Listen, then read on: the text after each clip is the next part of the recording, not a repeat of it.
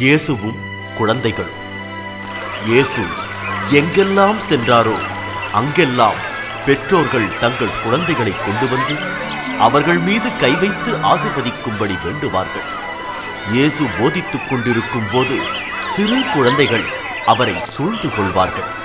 அவர்கள் அனைவரும் அவருக்கு அருகில் இருக்க முண்டியடித்துக் கொண்டிருந்தார்கள்.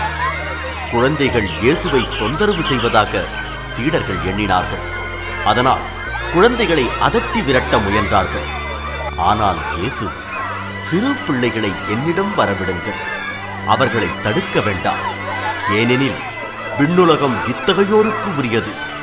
இதை எத்தனையோ முறை நான் உங்களுக்கு சொல்லி நீங்கள் கேட்டிருக்கிறீர்கள் என்று கூறி சீடர்களுக்கு அறிவுறுத்தினார்.